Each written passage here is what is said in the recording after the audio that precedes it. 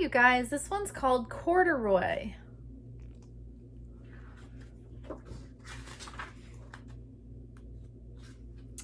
Corduroy is a bear who once lived in the toy department of a big store. Day after day, he waited with all the other animals and dolls for somebody to come along and take him home.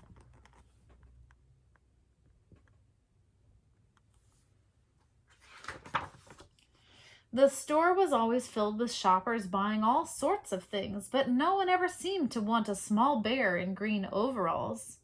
Then one morning a little girl stopped and looked straight into Corduroy's bright eyes. "Oh, Mommy," she said, "look, there's the very bear I've always wanted." "Not today, dear," her mother sighed. "I've spent too much already. Besides, he doesn't look new. He's lost the button to one of his shoulder straps."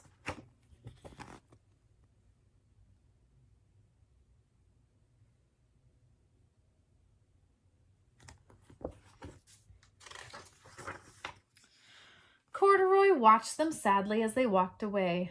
"I didn't know I'd lost a button," he said to himself. "Tonight I'll go and see if I can find it."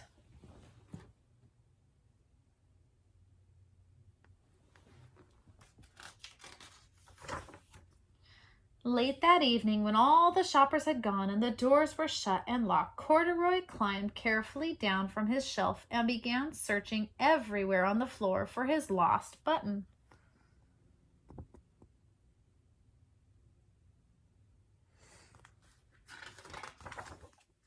Suddenly he felt the floor moving under him. Quite by accident, he had stepped onto an escalator, and up he went. Could this be a mountain, he wondered? I think I've always wanted to climb a mountain.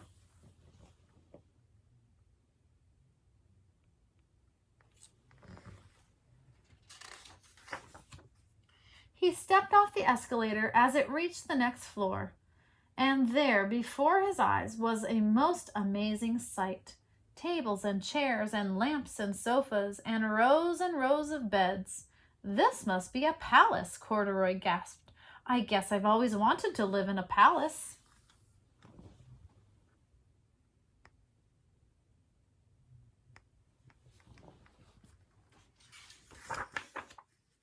He wandered around admiring the furniture. "This must be a bed," he said. "I've always wanted to sleep in a bed."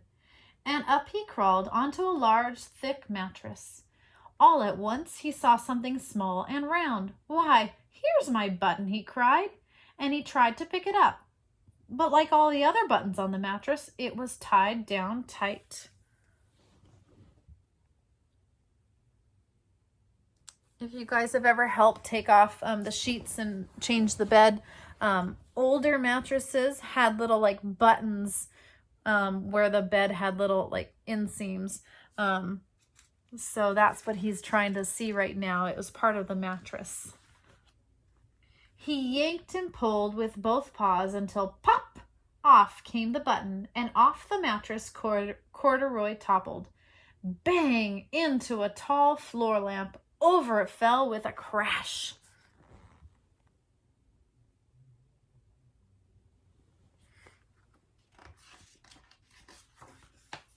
Corduroy didn't know it, but there was someone else awake in the store. The night watchman was going his rounds on the floor above. When he heard the crash, he came dashing down the escalator. "Now, who in the world did that?" he exclaimed. "Somebody must be hiding around here."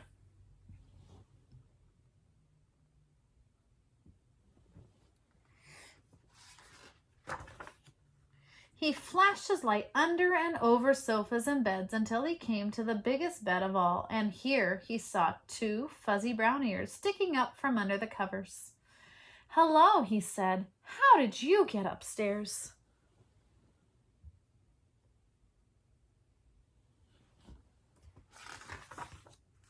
The watchman tucked Corduroy under his arms and carried him down the escalator and set him on the shelf in the toy department with the other animals and dolls.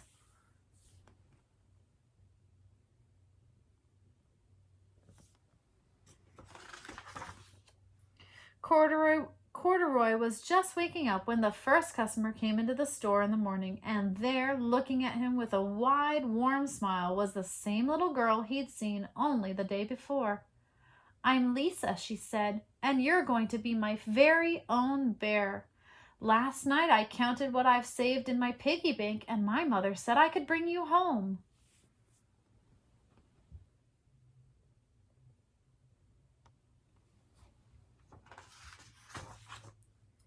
"Shall I put him in a box for you?" the sales lady asked. "Oh, no, thank you," Lisa answered, and she carried Corduroy home in her arms. She ran all the way up 4 flights of stairs into her family's apartment and straight to her own room.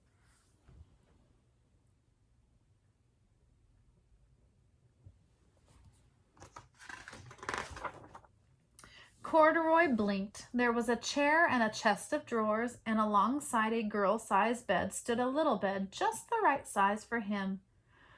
The room was small and nothing like that enormous palace in the department store. "This must be home," he said. "I know I've always wanted a home." Lisa sat down with Corduroy on her lap and began to sew a button on his overalls. "I like you the way you are," she said, "but you'll be more comfortable with your shoulder strap fastened."